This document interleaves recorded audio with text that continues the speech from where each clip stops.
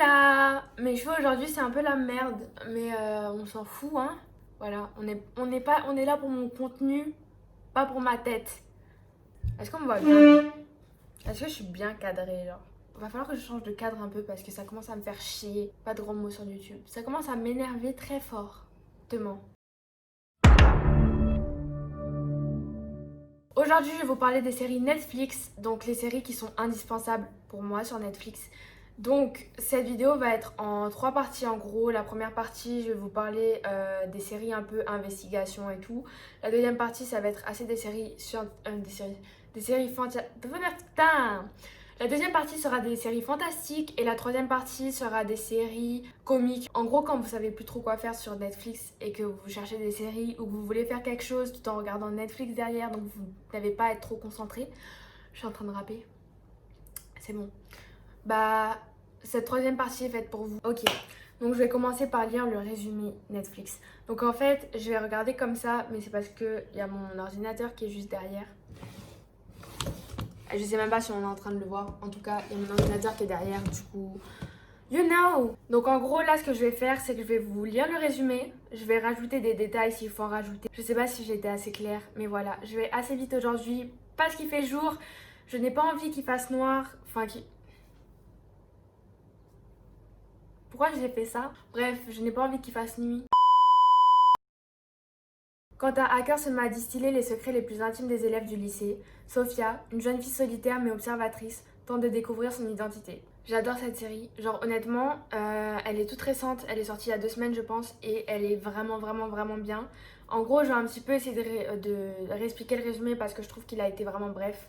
Mais Sophia, du coup, c'est une fille, vous savez, un peu le genre de fille qui n'est pas connue à l'école et dont tout le monde se moque en fait. C'est exactement ce genre de fille. Sauf qu'en fait, elle analyse extrêmement le comportement des gens. Ça veut dire que par exemple, tu vas faire tomber un mouchoir, elle peut te sortir toute ta vie. Il y a donc un hacker dans le lycée qui va en gros révéler des secrets, mais genre des secrets où même moi, je voudrais pas qu'ils soient révélés, tu vois.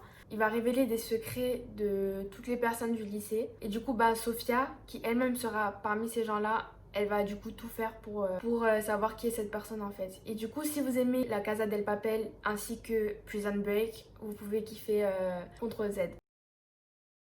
Après avoir croisé les chemins lors d'une fête, une adolescente du Cap cherche à prouver si une star de la natation dans une école privée est sa sœur qui a été enlevée à la naissance. Cette série est tout aussi récente en fait, elle est de 2020.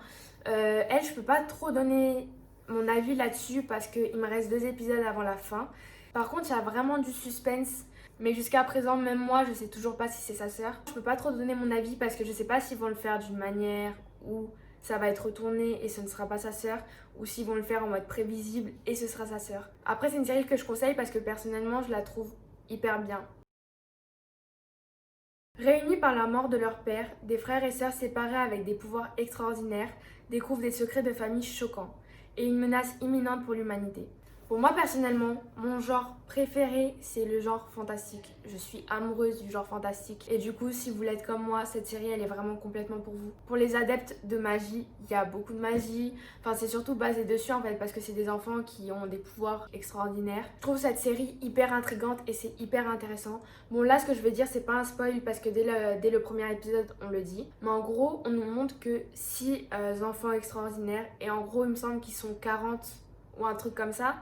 Et donc, il y a vraiment plein d'intrigues. Tu te dis où ils sont, qui sont leurs parents, genre pourquoi on les voit pas. Et tu sais qu'ils vont venir à un moment, mais quand? Il y a vraiment trop d'intrigues dans cette série et elle est ultra intéressante, je trouve. Une maman veuve se propose de résoudre le mystère entourant les super pouvoirs émergents de son jeune fils tout en gardant ses dons extraordinaires cachés.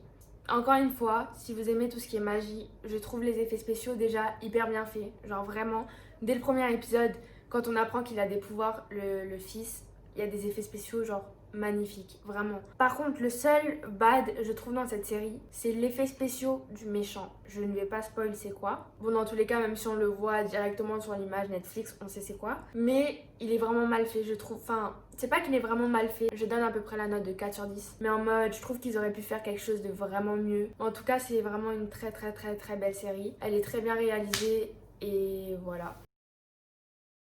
Ennuyé d'être le seigneur de l'enfer, le diable déménage à Los Angeles, où il ouvre une boîte de nuit et établit une connexion avec un détective homicide.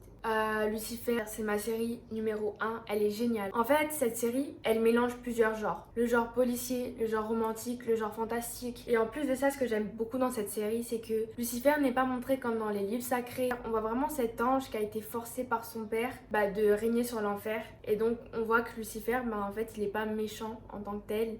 Il a été forcé à faire ce qu'il fait. Et du coup, pendant toute la série, justement, on le voit avoir des comportements humains. Enfin, je trouve ça vraiment, de la part de Netflix, intelligent d'avoir fait ça, en fait. D'avoir montré la double face, entre guillemets, du diable. Enfin, une autre manière de voir le diable. Donc, 10 sur 10. En plus, Lucifer, il a tellement de charme. C'est abusé. Enfin, l'acteur qui joue Lucifer, il a trop de charme.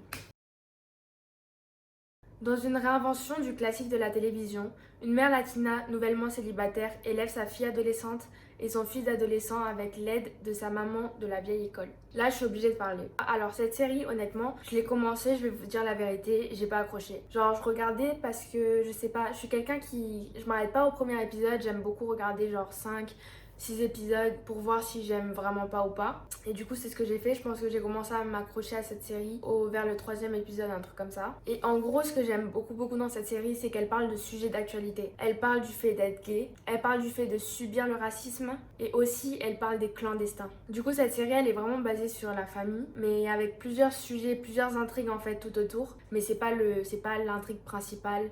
Là, on voit vraiment une mère qui se débrouille. Et en fait, ce qui est drôle aussi, parce qu'elle est drôle cette série, c'est que la grand-mère, en fait, on la voit un petit peu dans un côté séduisant. D'une grand-mère qui aime séduire, en fait. Et toute cette famille, elle est vraiment géniale. En plus, petit détail pour les filles, le gars, il va devenir tellement beau dans la saison 3.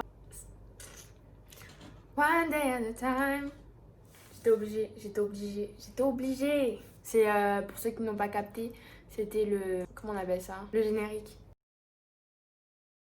Après le divorce le plus amical de tous les temps, un père insouciant mais dévoué navigue dans la vie parentale après la séparation avec son ex-femme pondérée et ses 2 enfants. Là encore, cette série est parfaite. Marlon, c'est celui qui a joué dans Les Sextuplés et dans Naked. Marlon, franchement, je recommande, je mets un 10 sur 10, direct. Marlon, c'est une dinguerie.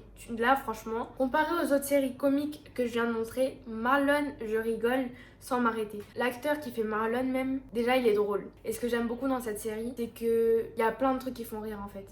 Marlon, c'est un peu, vous savez, le type de personne sur YouTube, justement, je crois qu'il fait des vidéos dessus. Il travaille dans YouTube, en fait, dans cette série. Et du coup, c'est tellement drôle de le voir faire ses journées ou de... Enfin, surtout que Marlon, dans cette série, en fait, c'est un peu un enfant. Il joue un peu le rôle d'un enfant, bon, comme dans tous les films qu'il a fait. Et c'est ce qui est drôle, d'ailleurs. Mais il sait être adulte quand il faut. En fait, dans tous les films qu'il fait, il joue le même rôle. D'abord, il est drôle. Ensuite, il a des moments d'adulte. Et après, il redevient drôle. Et c'est ça, en fait, Marlon. Marlon, c'est une série qui passe du comique au... Pas comique, en fait, au... Je sais pas comment on dit ça, vous savez, mais le côté genre vraiment sincère de la chose. Je pourrais faire les louanges de Marlon toute la journée tellement c'est bien. Non, vraiment, c'est vraiment une bonne série. D'ailleurs, si vous regardez une des séries que je vous ai dit, j'aimerais bien savoir laquelle et ce que vous en pensez. Donc vous pouvez m'envoyer un message dans les commentaires ou sur Instagram ou ce que vous voulez. Je répondrai. Mais j'aimerais bien savoir ce que vous pensez des séries si vous les regardez ou si vous les avez déjà regardées. Malheureusement, c'est déjà la fin de cette vidéo, donc je vous dis à la prochaine vidéo.